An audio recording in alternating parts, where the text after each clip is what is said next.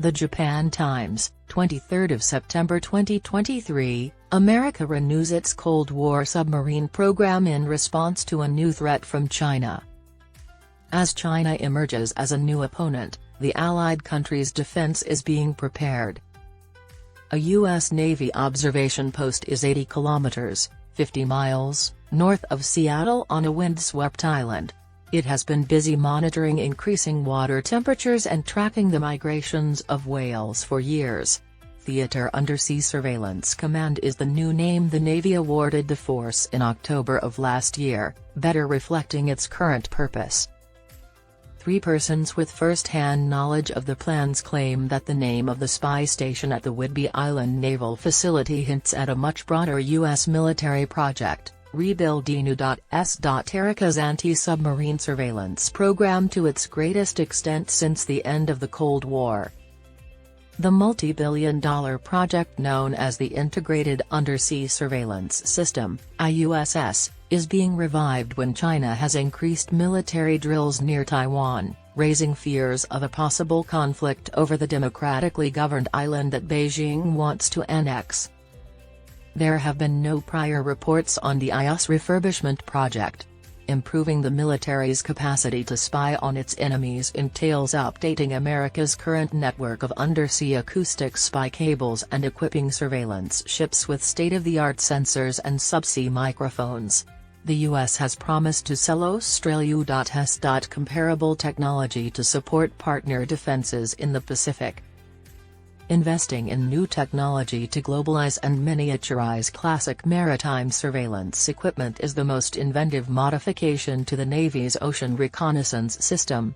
The 3 individuals stated that 7 decades ago, the initial design of fixed spy cables, buried in obscure places on the ocean floor, was created to spy on Soviet submarines.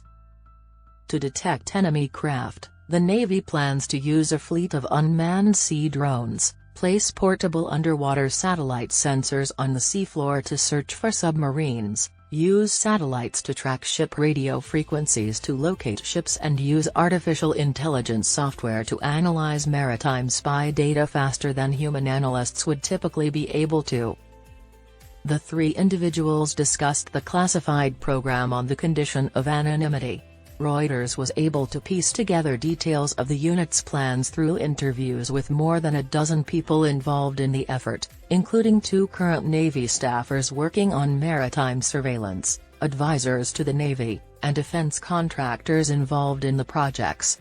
The 3 said that the IUSS was only made public in 1991, at the end of the Cold War, and the details of its operations remain top secret. A review of ship tracking data and satellite imagery also revealed new details about the Navy's covert underwater cable laying. The news agency also reviewed hundreds of Navy contracts, finding at least 30 deals linked to the surveillance program signed over the last 3 years with defense giants and a string of startups working on unmanned sea drones and AI processing. Rear Admiral Richard I. Save Overseas Submarine Force U.S. Pacific Fleet, which Captain leads. Stephanie Moore, a veteran Navy intelligence officer, manages the IUSS. Both Moore and Safe declined requests for interviews. Responding to reporters' questions, a Submarine Force U.S. Pacific Fleet representative stated that the Navy could not discuss specifics regarding its undersea surveillance system for operational security reasons. The spokesperson stated that the systems have grown and will continue to grow as subsea technologies are developed and defense priorities are updated. Tim Hawkins, a spokesman for the U.S. Fifth Fleet, which is headquartered in the Middle East and has spearheaded U.S. sea drone trials, stated that the United Navy is enhancing surveillance from space to seabed to provide the most comprehensive picture of global activity at sea to date. China, on the other hand, is developing the Great Underwater Wall. This marine surveillance operation involves 2 U.S. According to Navy sources, the U.S. system, now under development, consists of cables with sonar listening devices positioned along the South China Sea's seafloor, a contentious region because of territorial disputes between Beijing and its neighbors. According to the two sources, China is also constructing a fleet of surface and underwater drones to hunt down enemy submarines. Chinese influence is felt far into the Pacific. In 2018, the state-run China Academy of Sciences announced it was running 2 underwater sensors, one near Yap, an island in the Federated States of Micronesia, and the other in Challenger Deep in the Mariana Trench, the lowest known place on Earth. According to Navy sources, despite China's claims that these sensors are only for scientific purposes, they can track submarine movements close to the American naval base on the Pacific island of Guam. Regarding any part of this article, the Ministry of Defense in China did not reply to requests for comment. China's foreign ministry offered no words. The U.S. The 3 individuals with USAMate knowledge of the plans attribute the Navy's surveillance campaign to 3 primary considerations. The first is China's explosive prominence in the maritime realm and the possibility that its ships could invade Taiwan or destroy vital underwater infrastructure, such as fiber optic internet cables and oil pipelines. Ukraine's deployment of novel maritime warfare strategies and its counteroffensive against Russian forces entering the country is the second. Ukraine has struck enemy ships and bridges with very inexpensive uncrewed sea vehicles. This development has made substantial surface boats vulnerable to drone assaults, highlighting the necessity for the U.S. Navy to become Pro-2.S.N. This technology for offensive and defensive maneuvers. According to the 3, this might make submarine warfare even more crucial in any fight with China. Finally, Beijing and Washington are engaged in a surveillance arms race fueled by the rapid advancement of technology, which includes marine drones, artificial intelligence, and increasingly sensitive undersea sensors. According to Brent Sadler, a former U.S. agent of a Navy submarine, the Pentagon's continued concentration on building massive warships and submarines means that upgrades are long overdue and going too slowly. Sadler, who is currently a naval warfare fellow at the Heritage Foundation, a think tank in Washington, said, "We have to invest faster in next-generation capabilities. We're losing the lead, and the Chinese are rapidly catching up." The U.S. Navy and Department of Defense did not respond to requests for comment regarding the pace at which the Navy is adopting new technologies. Feeling of immediacy. With the introduction of the Sound Surveillance Device, a submarine detecting device, America's underwater espionage program began in the 1950s. That comprised subsea microphones, or hydrophone cables, positioned on the ocean floor. In 1985, the name was changed to the IUSS. The Surveillance Towed Array Sensor System, SIRTAS, which consists of long vertical sonar arrays towed beneath Navy ships to detect enemy submarines lurking in the deep, was added to the permanent cables at that point. When the IUSS reached its zenith in the 1980s, it employed hundreds of sailors from the Navy to examine data from ships and underwater cables at 31 distinct processing sites. According to released Navy records, tracking Soviet warships was vital to the original mission. The IUSS was reduced in size after the Soviet Union broke up in the 1990s. Its analysts were increasingly assigned to monitor offshore earthquakes and marine life. Situated within the Naval Air Station Whidbey Island in Washington state, and at the Dam Neck Naval Station in Virginia Beach, are the only 2 surveillance sites that still exist today. Previously known as Naval Ocean Processing Facilities, they were renamed Theater Undersea Surveillance Commands last year. During a name-changing ceremony in October 2022, Whidbey Island Unit Commanding Officer John Nelson stated that the new name is more fitting of the expansive coverage of our mission. According to Philip Sawyer, a retired vice admiral and former head of submarine forces in the Pacific, China's emergence as a naval rival and Ukraine's successful use of drones to harass Russia's Black Sea Fleet have renewed the U.S. military's focus on ocean surveillance in a rapidly evolving maritime environment. It has given us a sense of urgency that perhaps was lacking in the 90s and the early 2000s, Sawyer said. Sawyer is currently the Undersea Warfare Chair at the Naval Postgraduate School in Monterey, California. The necessity to safeguard the submerged Internet cables that cross the ocean floor, a worldwide network that handles 99% of all transcontinental Internet traffic, only heightens this urgency. According to Reuters in March, these cables are central to a growing rivalry between China and the United States for control over cutting-edge technologies. Two underwater Internet cables that link Taiwan to the Matsu Islands, a group of Taiwan-governed isles near the Chinese mainland, were severed in February. The entire restoration of Internet service to some 14,000 islanders took many weeks. Although they did not offer any concrete proof or go so far as to label it an intentional act, Taiwanese authorities stated at the time that they believed two Chinese warships were at fault. At the time, China remained silent about the occurrence. New inquiries concerning the matter went unanswered by China's foreign and defense ministries.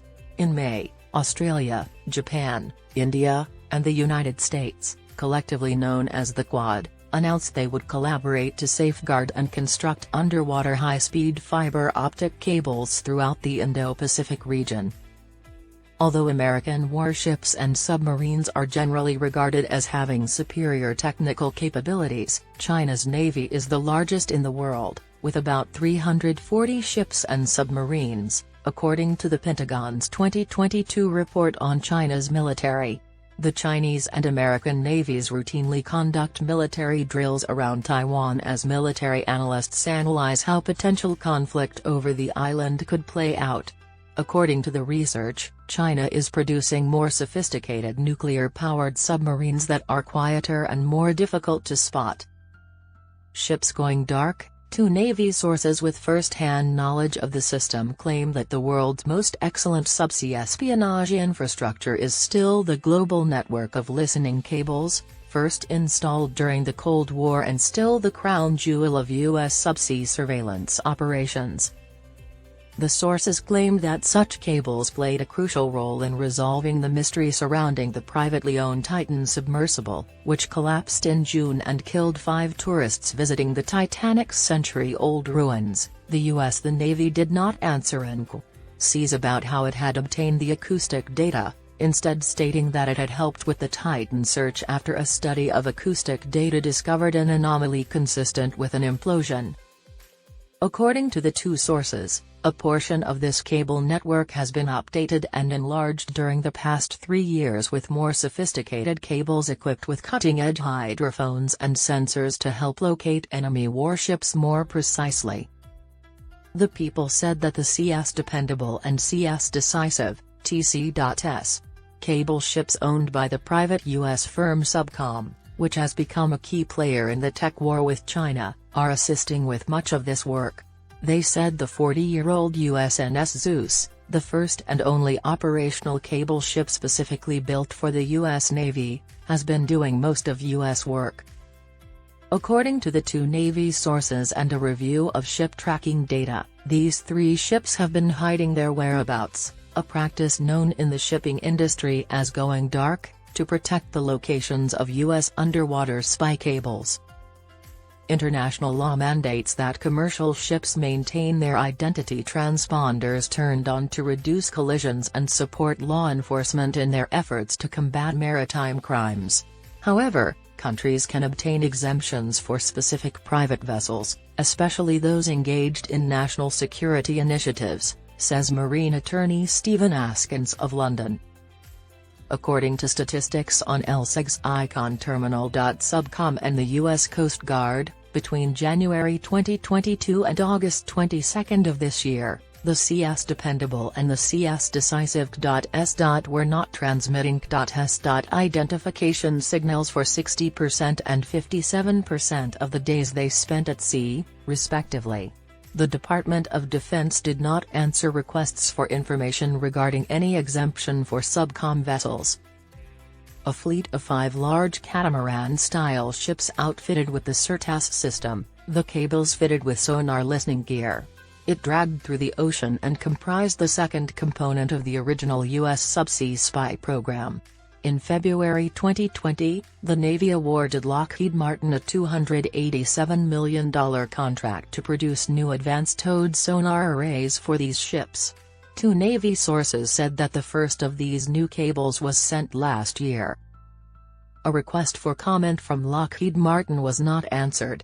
According to the sources, the Navy is developing new, tiny, mobile versions that can be used covertly. According to two people with knowledge of the project, these modules, called Expeditionary SIRTAS, or SIRTAS-E, may be installed in cargo containers loaded aboard any flat-decked vessel, enabling commercial ships to conduct surveillance for the Navy. According to the sources, the technology has been actively deployed in covert areas over the past 3 years while being tested by the Navy from an offshore supply vessel in the Atlantic. In May, the State Department said in a U.S. statement that it had authorized the Australian government to purchase a $207 million SIRTAS-E system. According to a defense official, Australia is investing in new submerged surveillance capabilities to safeguard vital infrastructure and keep an eye on emerging submerged dangers. Japan also has a fleet of 3 ocean surveillance ships outfitted with U.S. cables SIRTAS, the two U.S. Navy insiders stated. In a statement, the Maritime Self-Defense Force claimed it was working with its allies to confront China's growing naval threat, but it would not comment on particular surveillance missions. Sea drones with keen ears. According to two sources with knowledge of the Navy's activities, the service is experimenting with novel listening methods for submarines in regions where China regularly monitors its warships, such as the South China Sea and Taiwan Strait. The Transformational Reliable Acoustic Path System, TRAPS, created by Leidos, a Fortune 500 defense company with headquarters in Virginia, was one of the first successful attempts to develop an autonomous subsea surveillance unit. The people said this calls for more covert techniques like sending out small, unmanned sea drones equipped with infrared cameras and underwater microphones and dropping portable listening devices from commercial ships. The Navy gave Leidos a $73 million contract in 2019 to develop the system. A processing box is fastened to deep ocean sensors in TRAPS. These underwater spy units could be surreptitiously dropped off the side of a fishing vessel or tugboat in enemy territory, according to Chuck Fralick, Chief Technology Officer at Leidos and a retired Navy officer. It is designed to sit on the seafloor and listen for submarines overhead, similar to an underwater satellite. The Navy has also been experimenting with small sea drones, including uncrewed sailboats and autonomous miniature submarines that cost $800,000 to $3 million to build, relatively small changes in the world of defense systems. You can get listening or surveillance capability pretty much anywhere in the world you want, said Fralick. At this time, these craft are unarmed. However, as Navy spokesman Hawkins noted, these ships can be outfitted with high-definition cameras, underwater microphones, satellite uplinks, and other spy gear, providing the Navy with an inexpensive way to increase its surveillance significantly. These ships might be used to drop underwater mines, fire submarine sinking torpedoes, or activate decoy devices, which make loud noises beneath the surface to confuse the enemy, according to two Navy sources. When asked about harming sea drones, the Navy did not reply. Saildrone, a San Francisco-based company created in 2012 by British engineer Richard Jenkins, has been tracking the migrations of marine species and measuring the effects of climate change for years by gathering data from its uncrewed sailboats. Military clients are now contacting. As per Saildrone, within the last 24 months, it has provided the U.S. Navy with 22 solar-powered vessels, such as the 33-foot Voyager, that can be fitted with many sensors and an intelligent camera. The Navy has verified the acquisition of Saildrones. Saildrone and other drone startups claim they are prepared to supply hundreds of vessels annually, even though the Navy hasn't placed any significant orders yet. Navy spokesperson Hawkins declined to disclose how many more uncrewed watercraft the military would acquire. However, he claimed that the maritime drone sector was on the cusp of a technological revolution,